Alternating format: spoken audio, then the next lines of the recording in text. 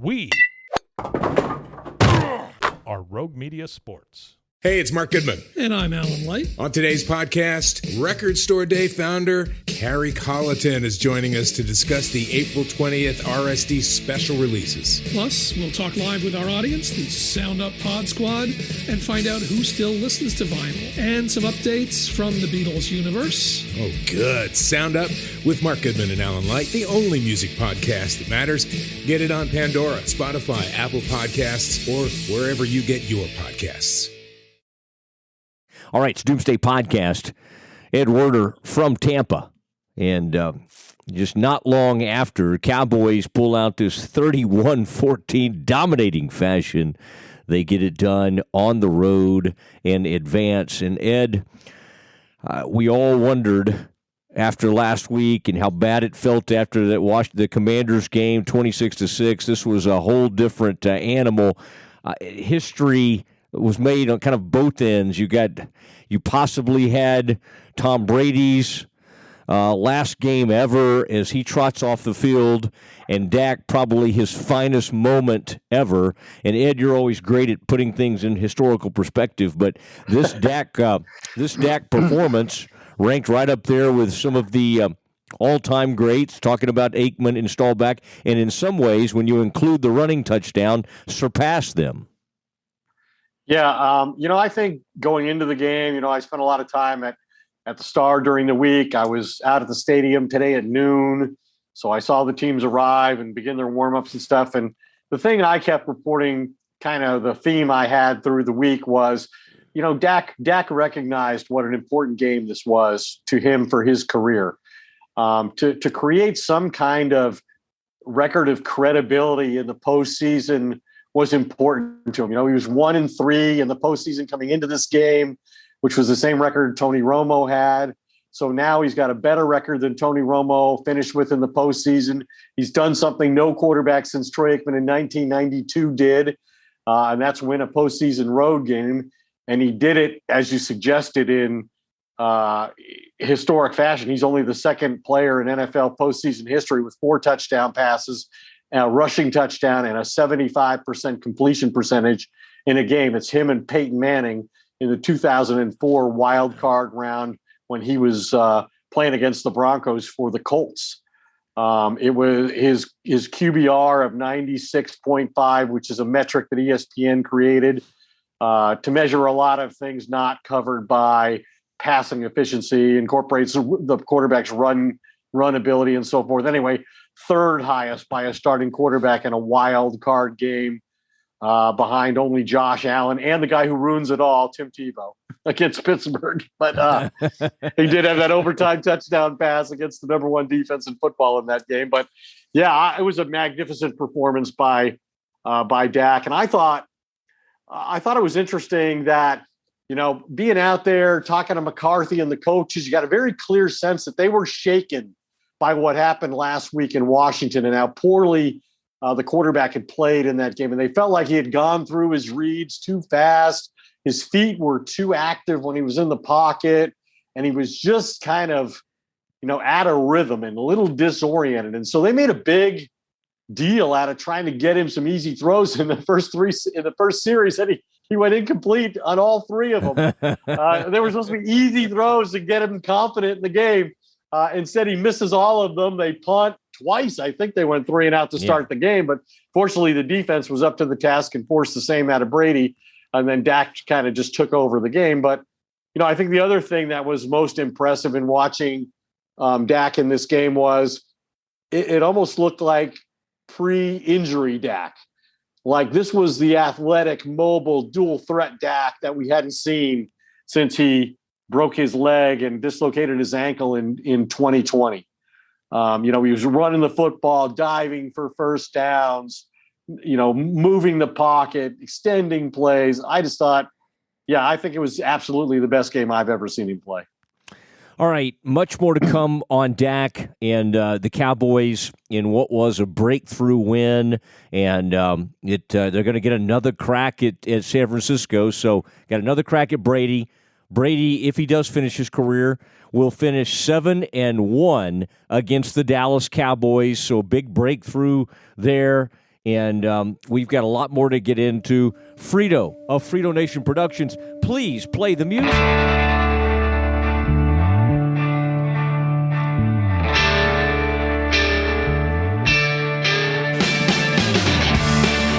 All right, Ed Werder, who has been talking to Dak and other players, working long hours today for ESPN. This is in the aftermath, 31-14 victory for the Cowboys. And Ed, it's kind of amazing.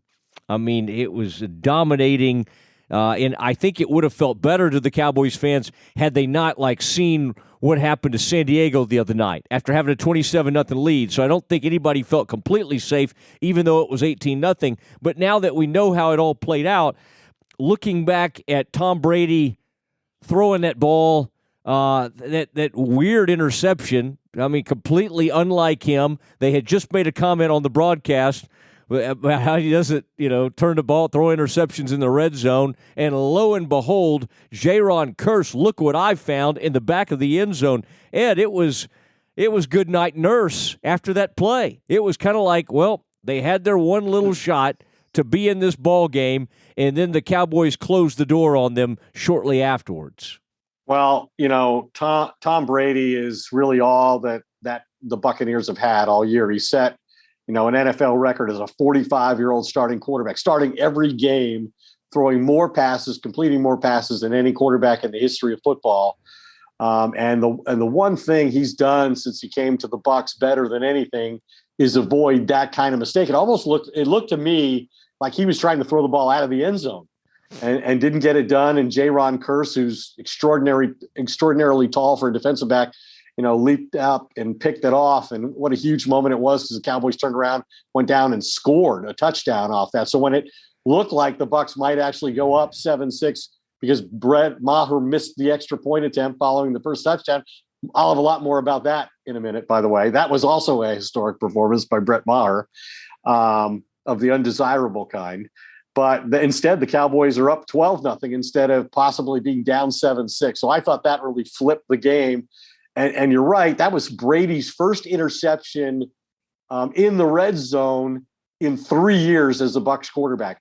86 touchdowns, no picks, not in the red zone. Now, this wasn't just in the red zone. This was a 1st and goal at the 5, and the ball was in the end zone, not just the red zone. So it was compounded the mistake just that much more. And I thought that really, kind of flipped the game. And then the defense kind of took over, and Brady winds up throwing 66 passes in the game, under a lot of pressure.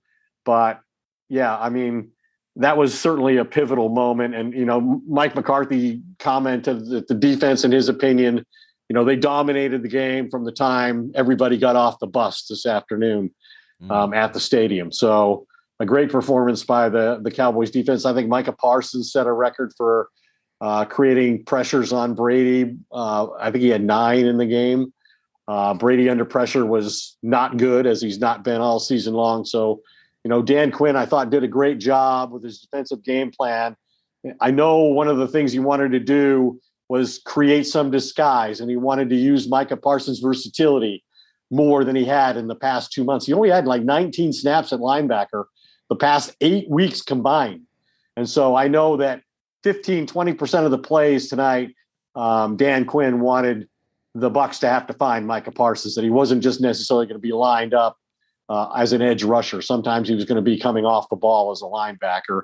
And they feel, as a coaching staff, like that's when he can most affect the game overall, is when he's playing both positions. Well, and I think having Van Der Esch back, we didn't know, how big impact that would be. He made some really good plays. He's always been pretty good against the run, but even in coverage, he was dropping back late in the game. Boy, he had a punishing hit. He was going for the ball right across the middle. I think that was Brait that they were trying to fit one into, right across the board. Ed, I mean, I would say when you're thinking about the defense and that overall performance, the only thing you would be, a little bit concerned about. Of course, Rhodes comes in and gets his first playing time and really got beat on a deep ball, and Tom Brady just overshot his receiver Mike by Evans, a little bit. Mike Evans late in the game. Yeah. And Deron Bland, who, they trusted it. He got beat for a touchdown by Julio Jones up the boundary. And I think going into the game, that was the thing that concerned the Cowboys the most was, the Bucs had been getting healthy at wide receiver. Julio Jones been practicing for the last 3 weeks kind of quietly. And this was what Tom Brady played the whole season for. He didn't care what they did during the season. He just wanted to make the playoffs. And then I think once he gets to the postseason, he thinks he's the best guy and he's got the best shot because of his record, his history, 7 Super Bowl rings. And this was a 14th straight time that he made the playoffs. And we talk about the Cowboys and McCarthy making it back-to-back for the first time in 15 years. Tom Brady's been in the playoffs for 14 straight years as a quarterback. And the Cowboys were concerned about only really having 2 corners that they trusted and knowing that the Bucs had 4, outstanding receivers for Tom Brady if this protection could hold up. And fortunately for the Cowboys, that's not what happened. I was a little concerned just evaluating the defensive play that, Trayvon Diggs did not seem to tackle well. There were a couple of plays when the game was still in doubt where, he could have made a stop short of the first down sticks and failed to do so. Kind of went back to his old habits, I thought he'd been a good tackler most of the season. He was not tonight. He's going to have to get right next week because the 49ers are the best team in football run after the catch. They're going to have to tackle well next week.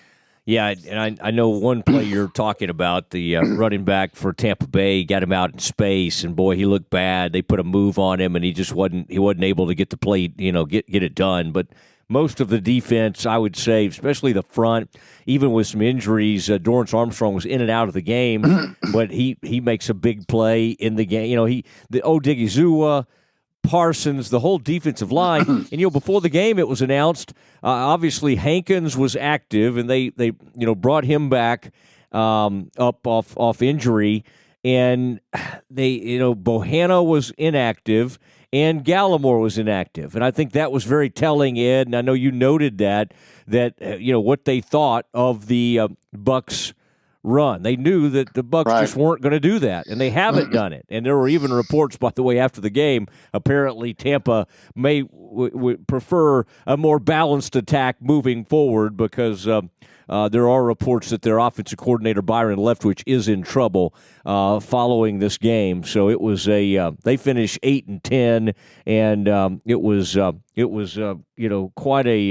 quite a performance by the Cowboys. I do want to say real quick, Ed, Marable Homes, family-owned custom home builder, building timeless classic homes in the Dallas area and down there at Cedar Creek Lake, also in Preston Hollow. I was just looking at D Magazine, and boy, some gorgeous homes going up. Passionate about what they do, great experience for clients, and it's a huge word-of-mouth deal.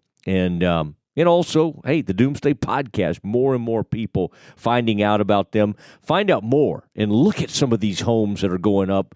MarableHomes.com. Also, Lakeside Roofing. Boy, they're involved with Marable Homes as well, serving the DFW Metroplex with the highest quality roofing products, paired with the highest quality workmanship. Lakeside Roofing Company, lakesideroofco.com. Now, Ed, back to Dak. I mean, you're right. He's Aikman's commenting early in the game, boy, he looks jittery. He just looks, the ball's coming out of there a little weird.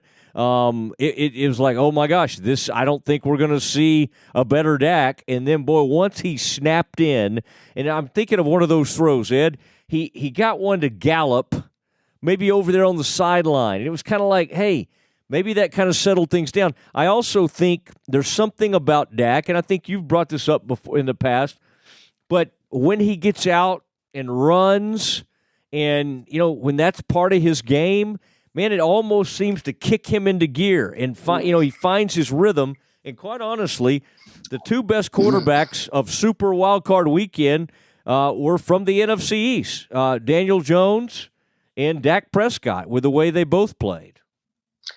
Yeah, Dak used to say, when he first came into the league that he liked to be physical because he thought it had a positive effect on his teammates and their intensity level would go up when they saw him make a play and lower his shoulder and take people on. And he did that tonight. I mean, he dove for a first down. And I think he's at his best when he's playing that way. And I got to give, I think Kellen Moore gets a lot of criticism. But I thought he showed great imagination in the red zone today. I mean, that one series before Dak ran that fourth down naked bootleg for a touchdown, I think it was their third touchdown of the game. They had Dak Prescott as a lead blocker on a Tony Pollard run. They pulled Jason Peters, a 40-year-old left tackle, pulled to the right on a Pollard run before that to get down close to the goal line. I think that play was brought back because of a holding penalty. But, I thought Dak's athleticism was tremendous in this game. And, coming off the game last week, I remember Troy talked during the week about, hey, Dak he didn't look confident. He didn't look like he was seeing the field well. Didn't look like the game slowed down for him. Some of the things we talked about last week on the Doomsday Podcast. And yet tonight he comes out and he had one off-target pass. It was an overthrow on his last attempt of the game. His 3% off-target percentage is the lowest for any game in his career. And he was 8 for 9 with 3 touchdown passes on throws that traveled at least 10 yards downfield in the air. That tied for his most in a game this season. Previously he'd struggled in week 1 on the deep ball against the Bucs, who held him to 3 points, season low in the season opener when Dak left the game injured with the thumb injury. And then to the point I made earlier about, how much they put into with the investment they made in getting him off to a good start and how terribly that went. Dak Prescott on his first 2 drives was 0 for 3 with a sack. The rest of the game, he was 25 for 30, 305 yards and 4 touchdowns. So a remarkable turnaround. And mentioning, Kellen Moore in the red zone, the Cowboys are 4 for 4 tonight, scoring touchdowns in the red zone. That moves them up to 73.3% in the red zone this season, including playoffs. That's the best in the NFL. Man, that is impressive. And Ed, that fake that on the one the naked that he ran in for the touchdown. I mean, he faked everybody out. I mean, there was almost no way. The defensive end on that side of the field, number 52, I believe it was, or maybe it was Levante David.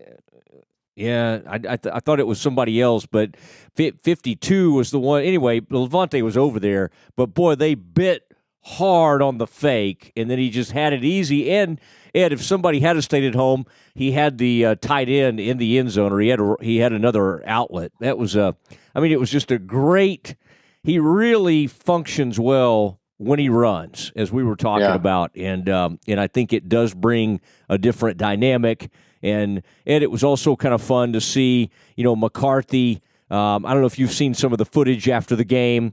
There's some pictures of McCarthy doing a little dance. They put that chain on him, and he was presented with the big chain, and then he did really powerful dance moves. So you have to feel good for Mike McCarthy, who is almost constantly been asked about his future. Even when they win 12 games, he doesn't seem that secure.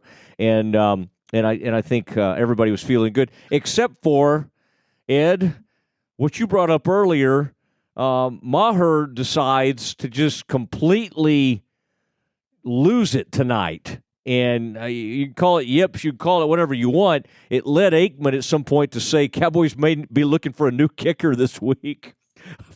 Wow. I mean, that's amazing what happened to him in missing 4 consecutive extra points. Well, and he missed his one attempt last week too. So he really missed 5 in a row. Mm-hmm. So we deliberating the post-game sidebar and ultimately decided to do it on Brett Maher. I caught a little grief from McCarthy for daring to ask him a question about his kicker after the game was over.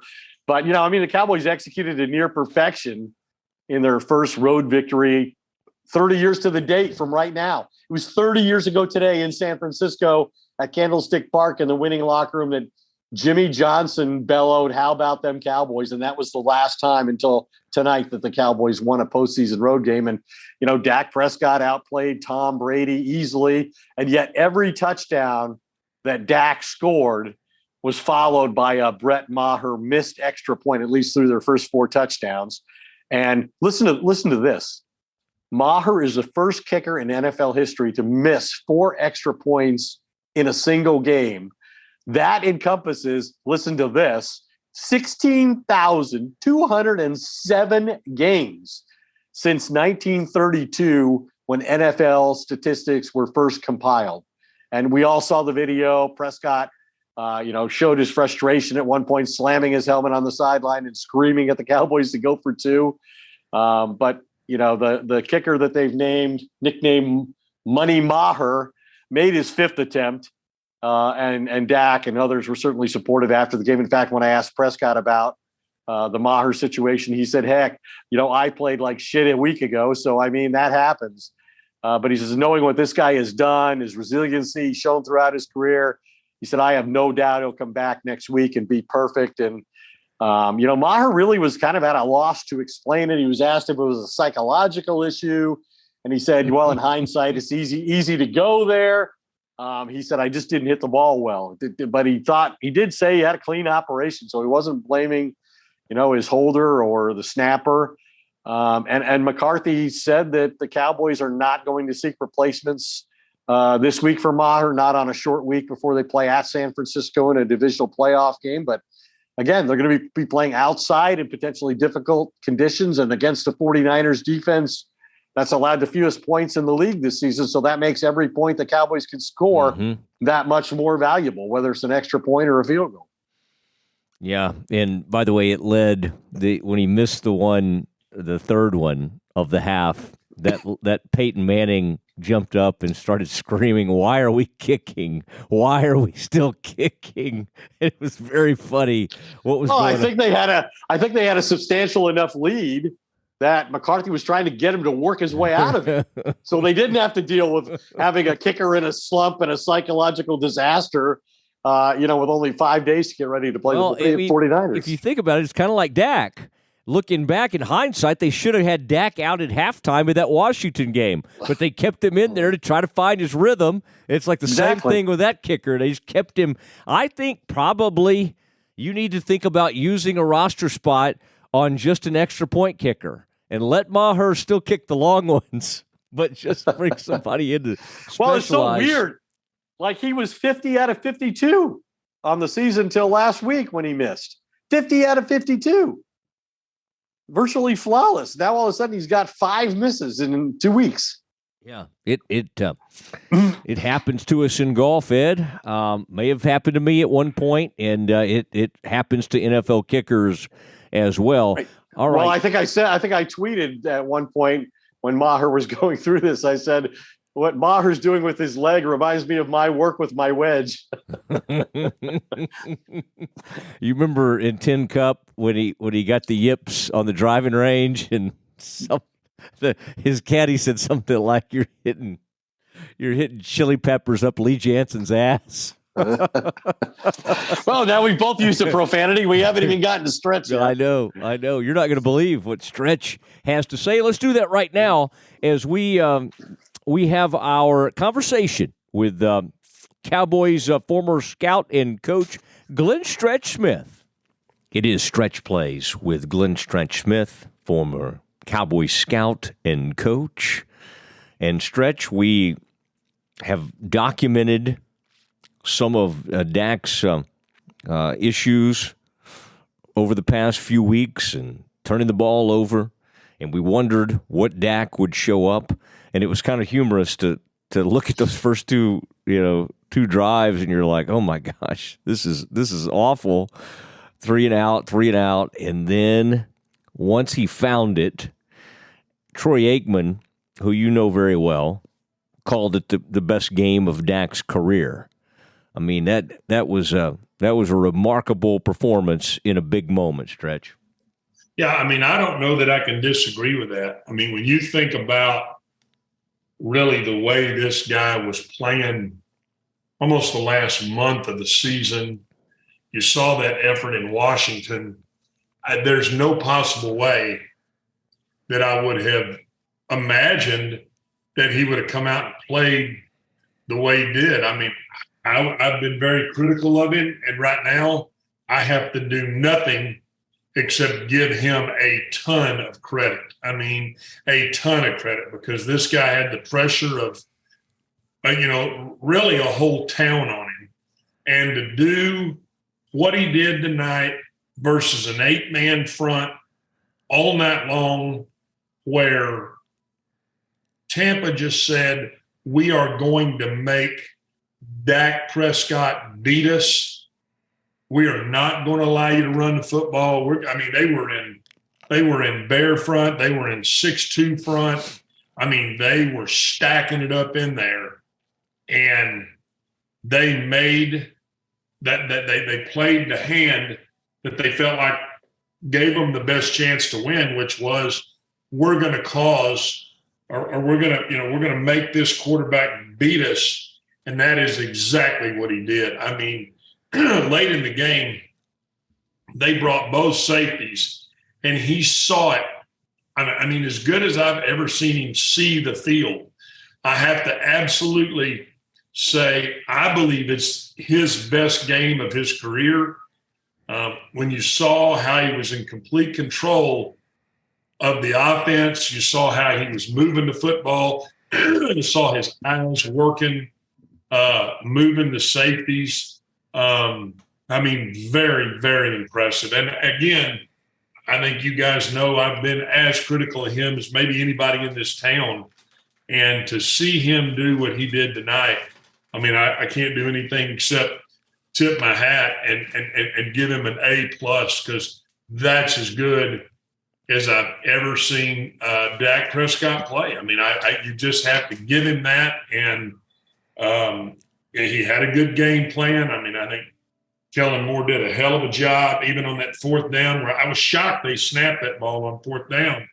And then they ran trips to the left and ran number 3 he ran on the wheel, and they lost him out there, and it was an easy touchdown. But thinking about how he did it with his legs, with his arm, with his eyes, and with complete control of his offense, when Tampa was absolutely selling out to stop the run. I mean, again, it's the best performance by far that I've ever seen him put out there. And I'm glad for him. I'm glad for Mike McCarthy. I'm glad for Kellen Moore, because I thought that what you saw tonight was what the Dallas Cowboys can do, which is they can beat any team in the league if they don't turn the football over and they do the things that you saw him do tonight, which was, take what the defense gave him, sticking on his tight ends, hit the slants when he needed to hit the slants, and then take a few shots. So, it was an all-around unbelievable effort. And you know what? I can do nothing except send just tons of praise to him. It was, just to see the Cowboys just destroy them and give Brady so many problems, and obviously had that 31-14 lead, or even 31-6 at one point, and they finally scored a little bit at the end and then got the onside kick. But the throw that sort of let you know that Dak was feeling it, and you think about some of those poor decisions that he's made. And we saw other quarterbacks on Super Wildcard Weekend make some poor decisions. But rolling to his left, Aikman said, he needs to throw this away, and he rips that thing back across his body to Schultz, who, Stretch, when he's on and in a rhythm, it seems like it's Schultz and Dak have a really good and Ferguson had that big play. So, that leads into talking about the receivers and the tight ends, but Schultz and Dak were on the same page in this game. Yeah, and they do. They've got a feel for one another. There's a really good chemistry there. You made mention of the big catch that Ferguson made. I like what I like too about not only the tight ends, but the backs, when they caught the ball out of the backfield, the receivers, whether it was CD or Noah, Gallup, and even Ty, they were catching the football and going north and south and sticking it up in there. I thought that was, to me, this was a football team and an offense who was completely dialed in. And I'm saying that because I believe the offensive line played very well. They protected very well. And even when you saw Peters get hurt, they had to bring McGovern back in, Chip Smith outside. They did a great job of protecting the quarterback. And Tampa was, really was blitzing the crap out of them. But they did a great job of at times, we used to call a solid protection, where we turned the guy loose on the edge. And when they were turning that guy loose on the edge, Dak was seeing it and the ball was out. It really was. Offensively, it was as impressive as anything I've seen. And I was very adamant that this team was going to have to run the football in order to win the game. And they kept kind of hammering it in there some. I like some of the things that they did with the toss and trying to get the ball out on the perimeter, because of the way that Tampa and Vita Vea, whatever, he's so thick that how he can really eat up the inside, your inside three guys. I just thought Dallas offensive line really protected the pass well, and then again, I can give nothing but A's offensively all the way around.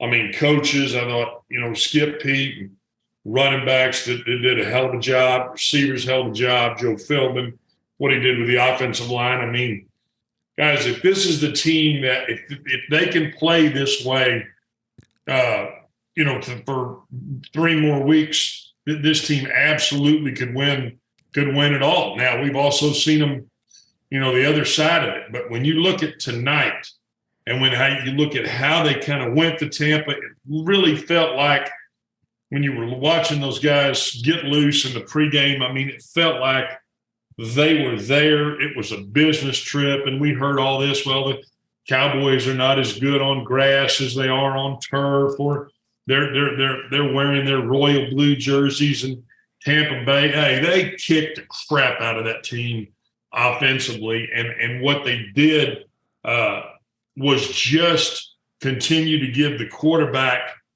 protection, and it was impressive to watch. I can't say enough about how unbelievably poised it looked like the quarterback was. Receivers were making plays. The offensive line was blocking, and the backs were running hard and getting you those tough 1 and 2 yard runs.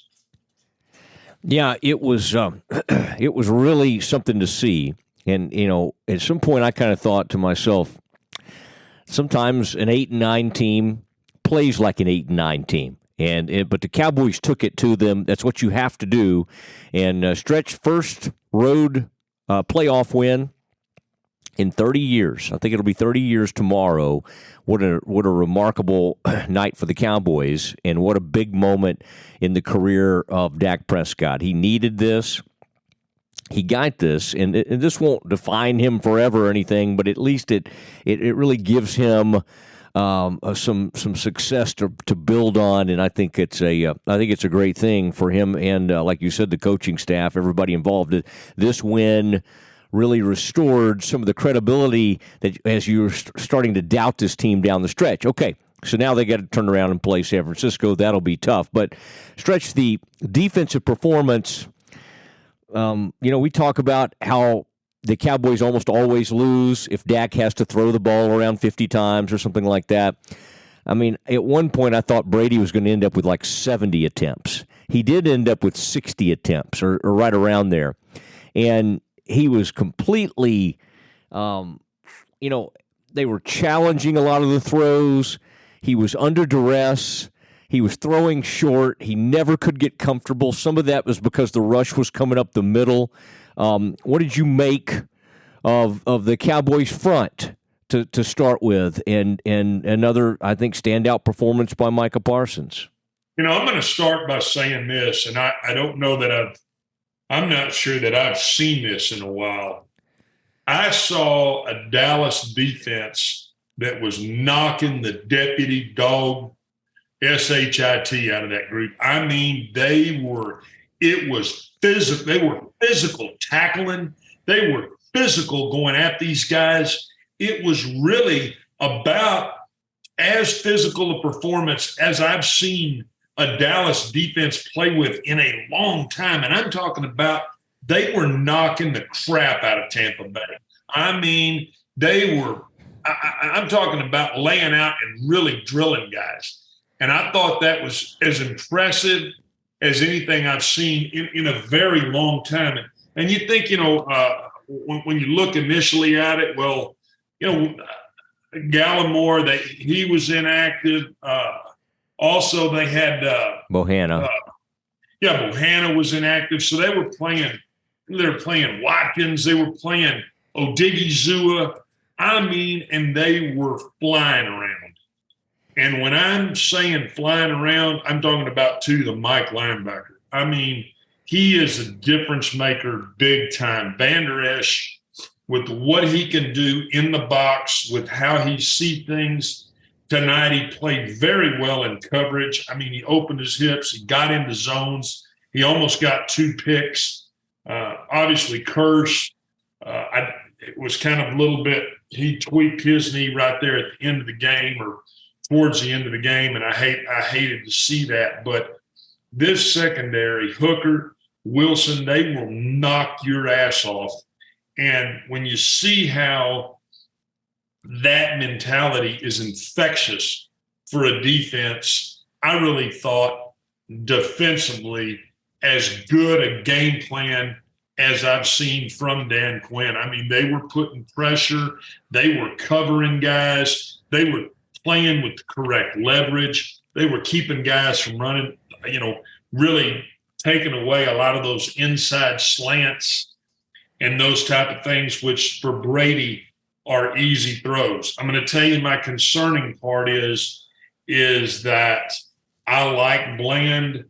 I do think he is going to be a really good player, but I'm not sure about Xavier Rhodes. When I saw Mike Evans just run by him late in the game, when you knew that was exactly what they were going to do, that was a little concerning to me, and it's real concerning going into next week. But when you think about how this team played, when you think about how they were getting after the quarterback, when you were looking at their blitz packages and how linebackers were really attacking, wrong shoulder attacking their blitz pickups by their backs, it was really impressive. I mean, I give the Dallas Cowboy defense absolutely an A across the board with everything they did. Do I have some concerns? I do. I'm still concerned with a matchup with the third corner. But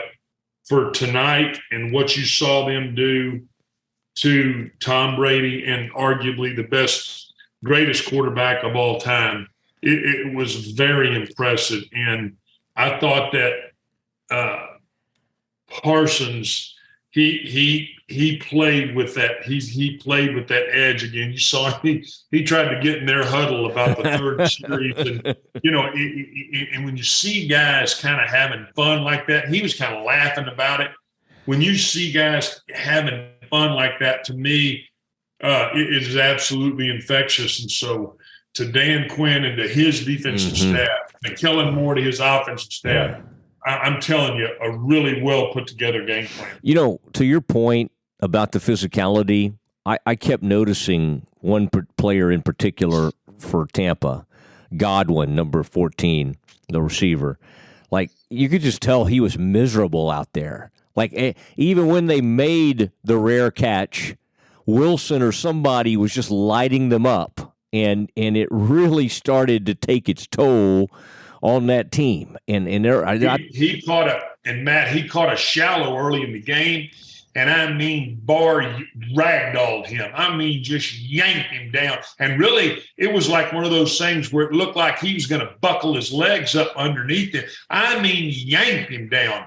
And I'm just like, okay, this is the kind of thing that you want to see with a Dallas defense. And you can tell that there is no doubt in my mind Dan Quinn challenged this defense, and that's exactly what you got. Well, it's and mostly positive tonight. Big win for the Cowboys as 31-14 there in Tampa as they advance to play San Francisco. One negative, it can never be completely clean with these Cowboys, right? And you had one of the most amazing scenes, and I was glad, Stretch, I turned it over there to see what Eli and Peyton were up to, and on the third missed extra point of the first half, Peyton jumps up and starts hollering like, why are we kicking? Why are we still kicking? And I think everybody was thinking that. When are you just going to go for two? And we finally found out after the fourth consecutive missed extra point when it was 24-0. At some point, they get down there, and they should have probably been going for the field goal to make it 27-6.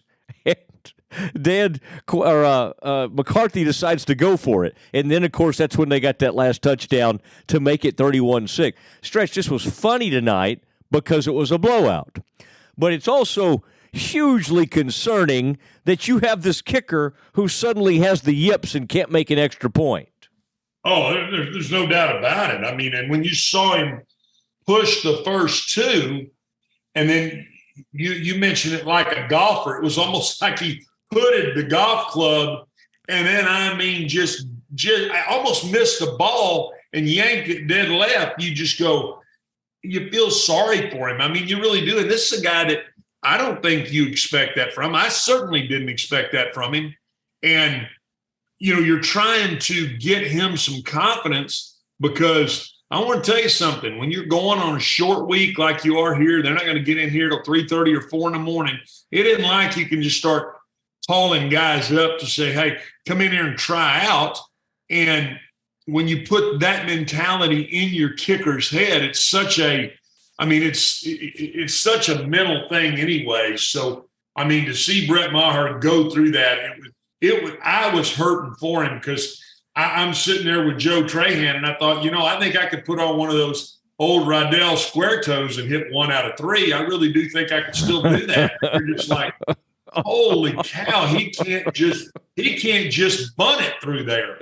And so, I felt bad for him. And obviously, I mean, you look at Bones Fossil, and he had his about 8 wristbands on, and I mean, he didn't know whether to crap or go blind either. So that was a tough deal. I like imagining you in one of those square toes, kind of a Tom Dempsey style shoe from back in the day. I'd like to see you take a go at one of those things. But you're right, he couldn't get that through, and they got to get this fixed. And Aikman on the broadcast basically said they may be looking for a kicker this week. McCarthy has said that everything's going to be okay on that front. They need this kicker to get right, and he's going to try to show belief in him. But, boy, that is scary going into that San Francisco game. Last thing, Stretch, I mean, you've been in the playoffs. You've been on the staff for Super Bowl wins, and you've been around this thing and have seen this thing go through a lot of things. But now this is fascinating.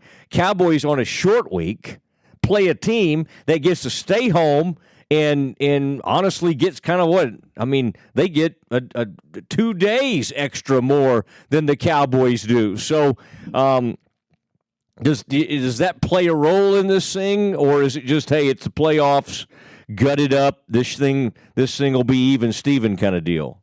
No, I do think that they do have an advantage from a health standpoint, and you got to hope that Mike McCarthy, the trainers, they get back in here, get those guys in the hot tub. I mean, they're going to have a day off, obviously, tomorrow, and they'll get in their routine. But there's no question San Francisco's got a little bit of an advantage. I'm going to tell you this.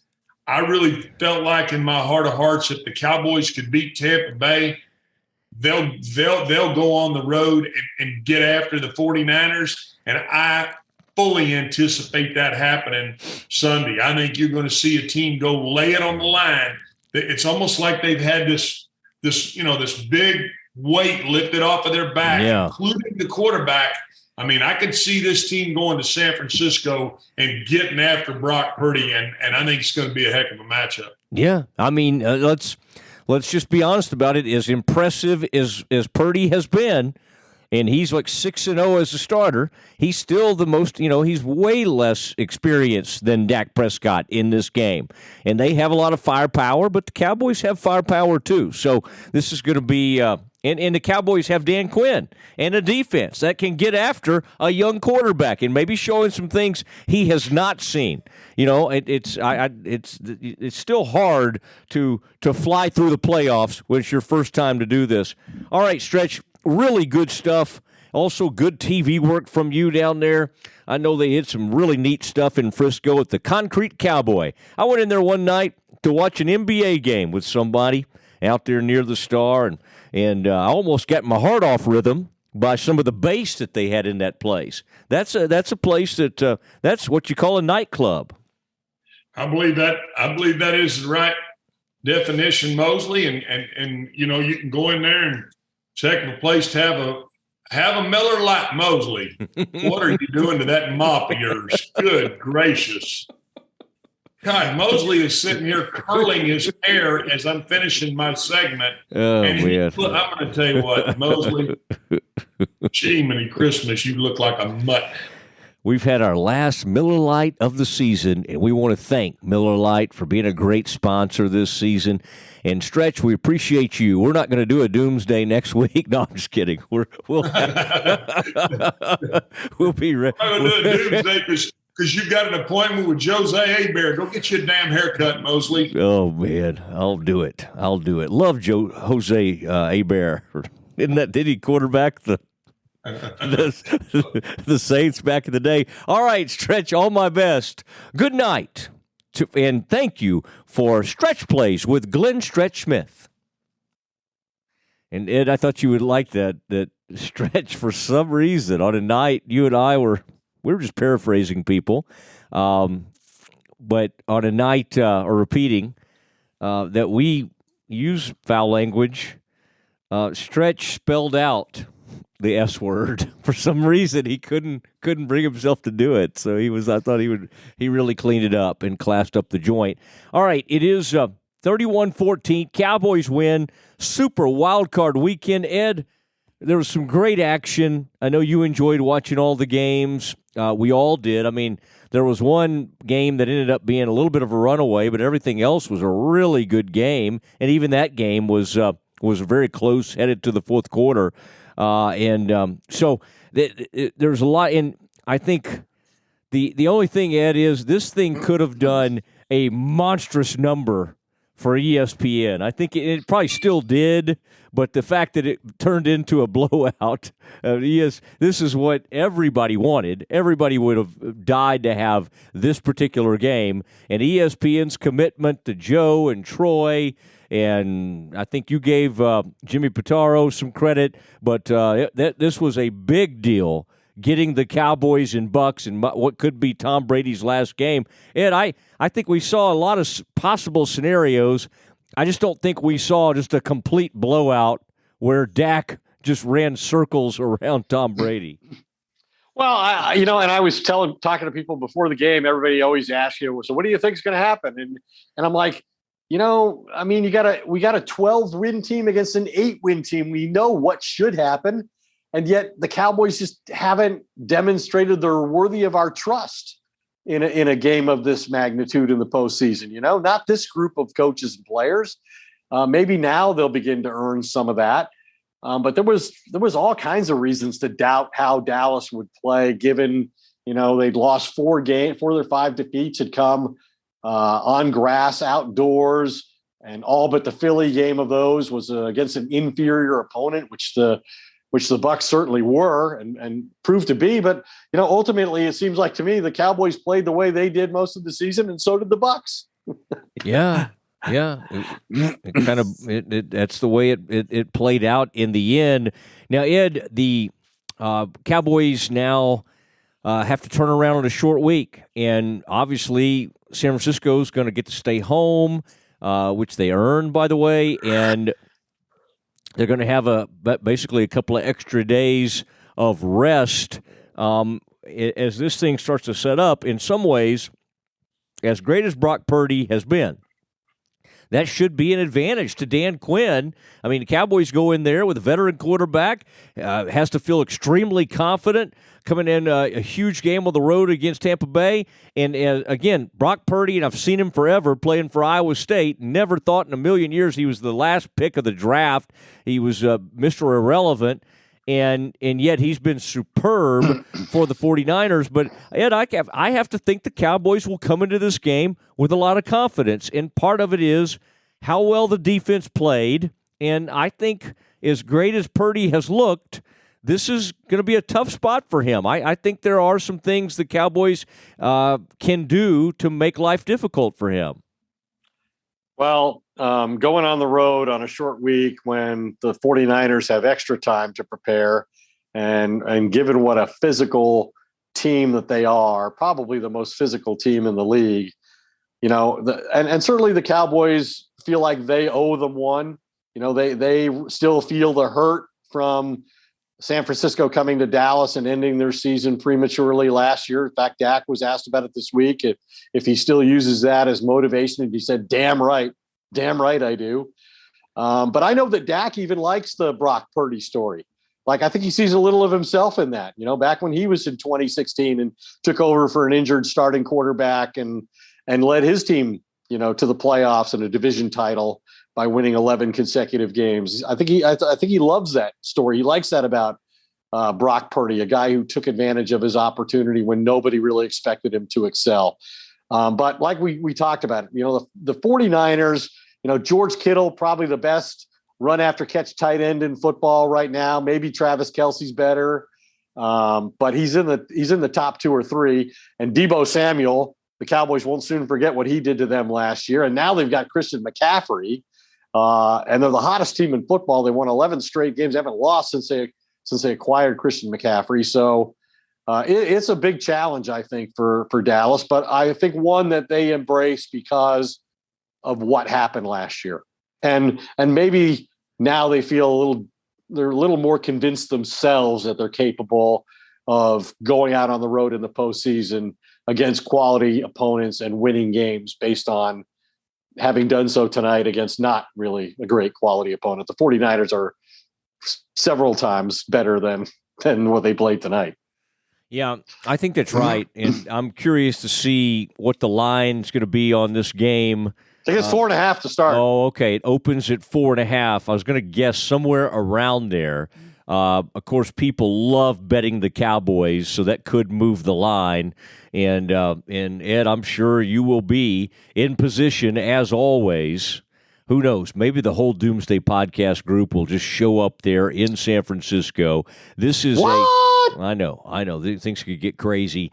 This is a 5:30 Central Time kickoff, Sunday afternoon, and boy, this is going to be so much fun. Ed, a little trivia for you. Do you know the last event ever held at a place where, well, we both went over the years, and you've been a little bit more than, in fact, you were there for some very historic games back in the day. The last event held at Candlestick was a concert. Can you name the performer? Prince. Paul McCartney.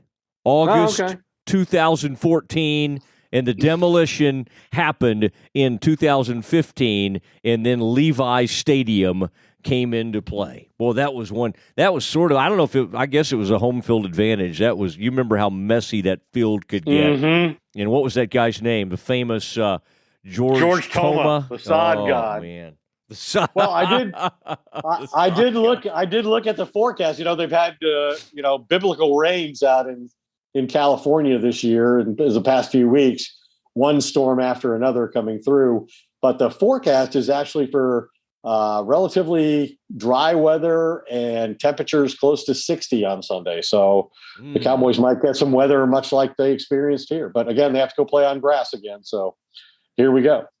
All right, Ed, watch out for the those mudslides, by the way. Those things are really scary when they kind of come through there. And I've noticed people like filming them. I'm always like, get out of there. Stop filming all those mudslides. Ed, it's also a drink, I'm told. It's some form of alcoholic drink, a mudslide. You might try one of those someday. I'll look into that. With some Kahlua. If I ever get done working while a bar's still open, I'll try it. Ed, let's see. Where are you right now? It's East Coast, 2:04. 2:04. 2 o'clock in the morning. We wrapped it up extremely efficient this evening. Ed, tremendous work by you.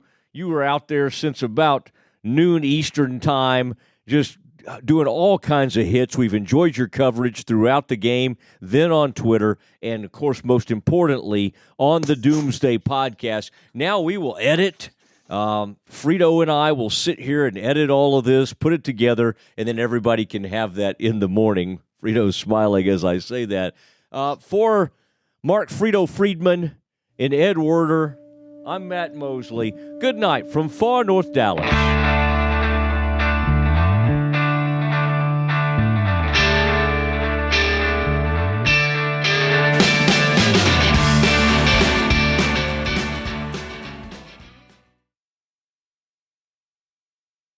Hey, it's Mark Goodman. And I'm Alan Light. On today's podcast, Record Store Day founder Carrie Colleton is joining us to discuss the April 20th RSD special releases. Plus, we'll talk live with our audience, the Sound Up Pod Squad, and find out who still listens to vinyl. And some updates from the Beatles universe. Oh, good. Sound Up with Mark Goodman and Alan Light, the only music podcast that matters.